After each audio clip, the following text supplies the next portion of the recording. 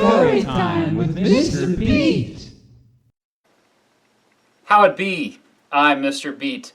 Throughout the 1600s and 1700s, the American colonists and the eastern Native American tribes sometimes got along, sometimes did not.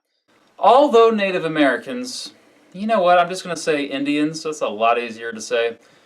Although the Indians initially benefited from access to better trade and technology, the craving for land by the Europeans and the disease they brought both posed a serious threat to the Indians' deep-rooted way of life. Here's the story of the relations between Native Americans and the Europeans in the 13 original colonies. Once upon a time, the European colonists who came over to settle along the eastern coast of North America and the natives who had already lived there for thousands of years kind of got along. Sure, there were disputes and skirmishes here and there, but generally the two sides coexisted. Sure, it helped that millions of Indians had already died in the previous century from disease, which cleared a lot of land and other resources. Trade generally was pretty darn awesome in the early days of European and Indian relations. However, with more and more Europeans coming, Indians had a hard time keeping up with trade. This caused men to hunt more, which hurt the gender balance which had previously existed in the tribe. Also, as more and more Europeans came, they had this habit of claiming land. Europeans and Indian nations usually signed treaties with each other regarding land, but the Indian idea of land was generally very different from the European idea of land. Many Indians practiced communal land ownership, meaning the entire community owned and shared the land. Europeans generally bought and sold land exclusively and individually. This different understanding of land ownership led to confusion and later conflict. 15 years after the first permanent English settlement in North America, Jamestown, was established,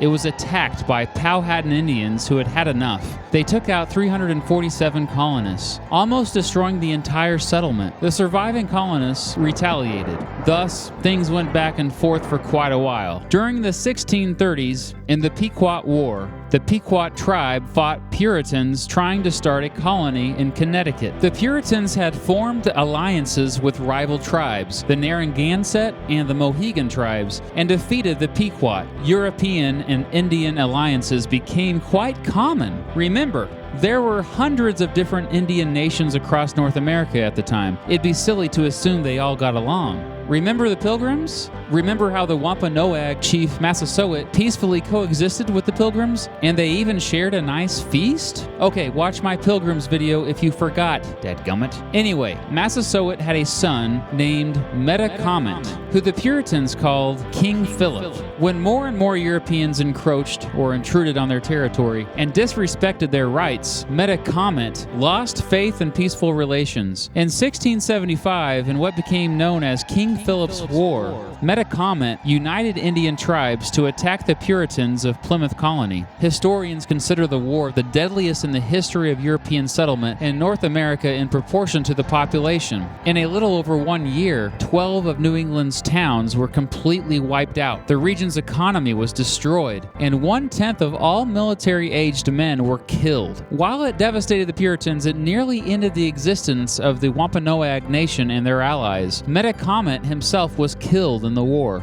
The Iroquois, or Haudenosaunee, who lived in modern-day upstate New York, were fairly successful in resisting European advances. Throughout the 1500s and 1600s, they had formed a powerful nation by uniting several tribes. By the mid-1700s, they were known to the English as the Six Nations, made up of the Mohawk, Onondaga, Oneida, Cayuga, Seneca, and Tuscarora nations. They practiced strong diplomacy, or negotiating skills, with both the French and English, and stayed powerful until the Revolutionary War, which ultimately broke them apart. From 1754 to 1763, the British colonies and French colonies fought in what became known as the French and Indian War. which was really the North American theater of a larger war known as the 7 Years' War. Man, these names of wars are just so boring and unoriginal. While the British had made it clear they intended to settle the frontier, the French seemed more interested in trade, not settlement. Because of this, many Indian tribes, like the Delaware and Shawnee, sided with the French. Although the Six Nations officially were neutral, many within the Iroquois Confederacy also helped out both the French and the British. After the British won the war, the French lost nearly all of its colonial territory, and soon Indians only had one enemy they could unite against: the British, of course. In the summer of 1763, Pontiac, an Ottawa chief, led raids on important British forts. Other tribes joined him, and this became known as Pontiac's Rebellion.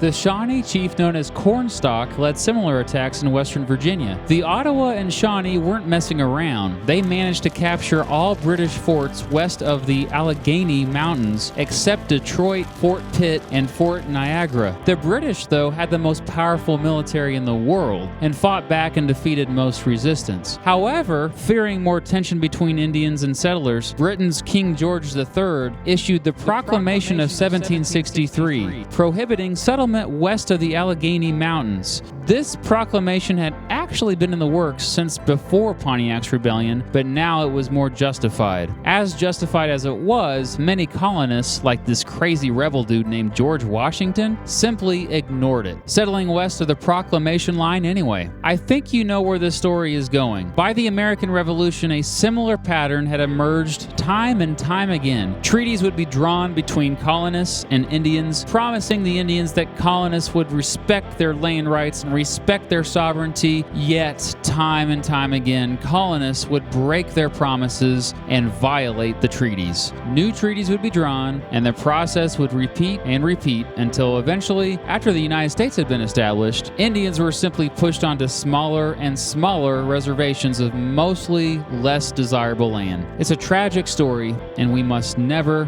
ever forget it. The end.